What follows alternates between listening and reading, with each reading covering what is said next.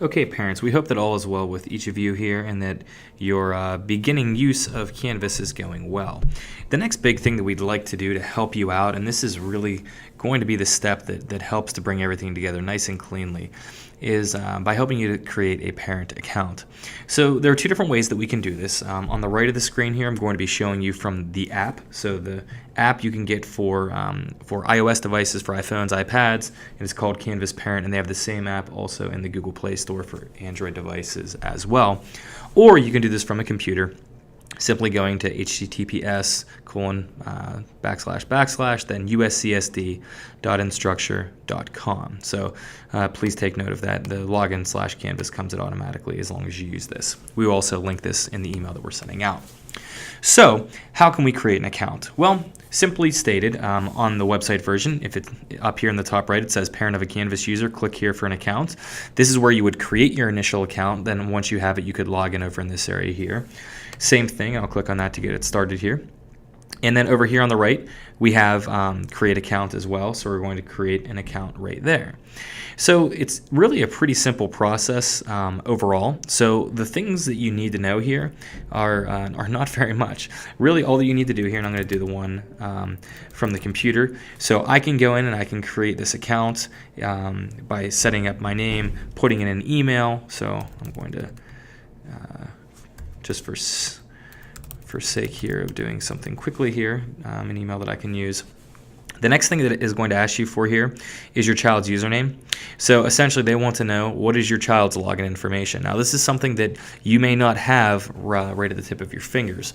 So there are two ways that you can get this. Number one is you can ask your child. They know it, they have it, it's an easy thing. Basically it is just going to be for them. It's going to look like this, Wilson B, and then it will be something like cats 9 meow. It'll be 2 words with a number in the middle and the first letter of both words being capitalized. They can tell you this. They know this. They've used it. There's no questions asked on that. If for some reason you can't get a hold of that, please let us know, and we will be happy to help you to get it. We can send it out to you in an email, and that's not really a hard thing to do. In order for you to get that, please fill out the form that is also, we're going to have a form for some of our early adopters. Later on it will be a little bit different, but for the earliest adopters here, there's a form to fill out as well. So we can go in and we can do this. Do you agree to the terms of use? You can look through those, push start participating. Similarly, on the app, it's going to ask you for some information here. And this one is actually going to have you set up a little bit more in the beginning, including your own specific password. If you do it from the website, it basically says, hey, check your email. You need to verify your account in order for you to be able to keep using it. So I'll do that here in a minute, just so I can get started here and show you some things. So what I've done here, and I'm going to show you really quickly here on the website first, and I'll complete the app version here in a second. What I can do is I can click on courses and I can see them now from the parent view. So for instance, let's click on Mr. Course Science. What you can do here, you can have access very similar to how your child would, but there are a couple key differences, and I'm going to widen this out for right now just to show you this, and we'll come back to the app version here in a few minutes. But you can see the different assignments that are out there for the kids to see. And if you would like, you can click in and enter them if you need to see anything. So that can be really helpful for you to be able to see what is going on specifically within the class. So this is going to actually load the photo for you. And again, it's just basically giving the same access that your child would have just from your own personal device. It will also be able to show you things like, hey, this is a quiz here. The key to this, though, is that you can't take it, which is important, because from your parent account, that's not for you to take, but it is for you to potentially see what your child has scored. So if you look over here on the left, we have grades. And what you can do in the grades is come over and see specifically by assignment how things are going. And you can click on the assignment, and then if there is something submitted, you can also come in and you can see the exact thing that was submitted. So this is from the actual website version. The thing that is most powerful to me, in my opinion, is not by looking at individual courses, but instead by looking at the course calendars. What you can do is come over here and you can see the various courses that exist. You can see what there is for you to know. And I'm going to block this one out. But you can see the different assignments that are coming up, and it makes it really very feasible for you to keep up with what's going on. The other thing that's really nice about these accounts is that you can also add in multiple students. So if you were to come in here, and we'll click on settings for this account that I just created, and then if I click on observing, it wants me to verify. Give me 1 second, I'll verify this, and I'll come right back into the video.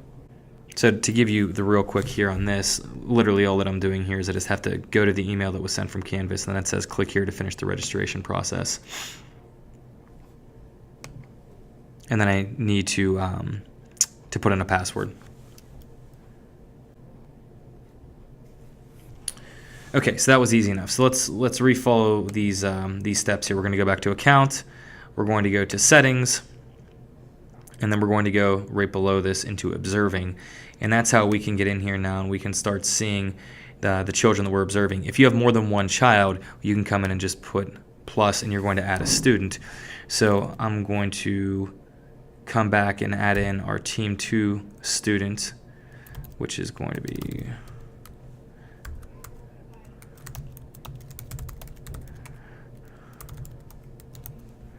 say plus student, and then there we go. Now I'm observing that student too. So that was another dummy account that we created. And the thing that's really nice, if you go to the calendar here to kind of give you the overall sense of this, you now have all of the classes for all of your children in one location. So you can choose which ones you would want to look at. So you can see all the 7th grade ones are specifically here. You can turn them off with this view as well if you would like to make it so you can only see certain things. And there are a lot of really, really nice features on here to help you to be able to see that. So that's the start of this from this view. Now I'd like to show you the app view here to give you a little bit more of a sense as to how this whole situation works here. So I'm going to push pause for 1 second. I'm going to put in this other information, then I'll come back once my account is created.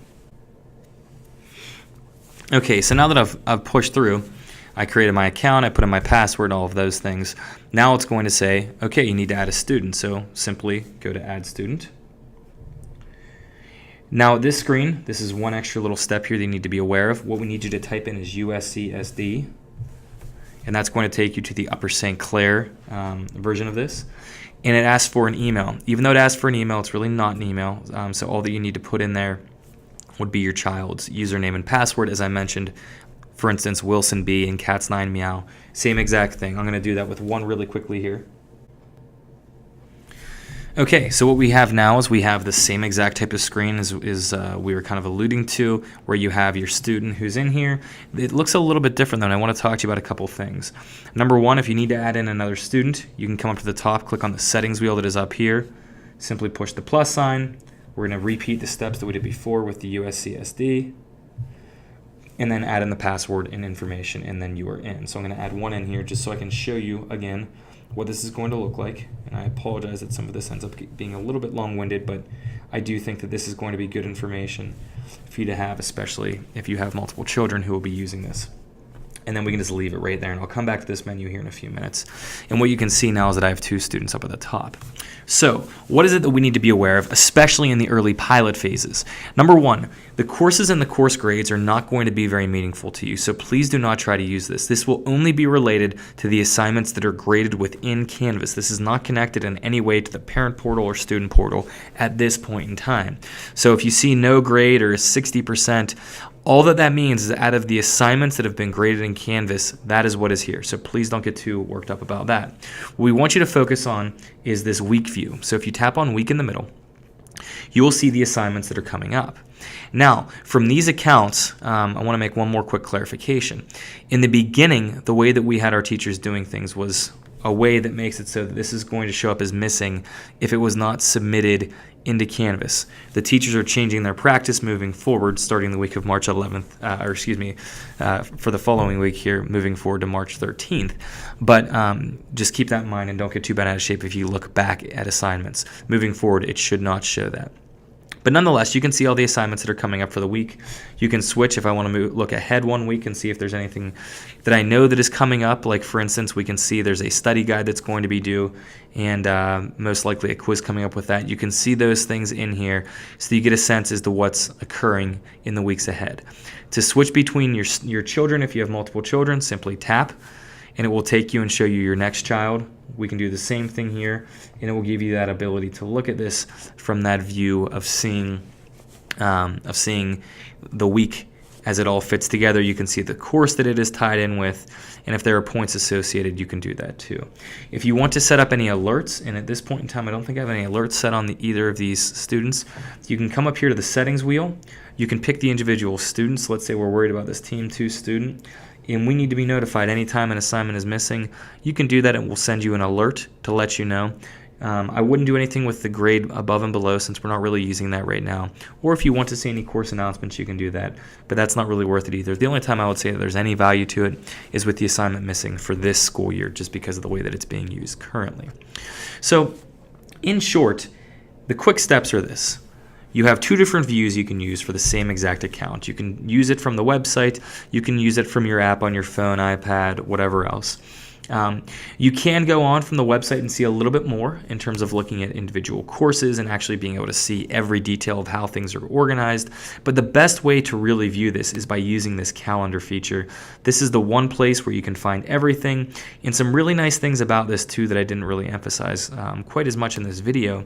If you are to click on a specific assignment and it has a file link, it's going to be able to take you to that. So for instance, if I click here on the Slavery Stations assignment, it tells me number one that it's going to be in Canvas, and then number two, it tells me, hey, here's some PDFs that you would want to know about and see, and that can give you a little bit of information there. The other thing too is if it is collected in Canvas, which we have some being done, you could see that it is submitted through the website from your child's account as well. There's some interesting things there too. So this has been a video here explaining how Canvas Parent Mode can be created and set up, and also what some of the valuable tools are within it. We hope this has been helpful.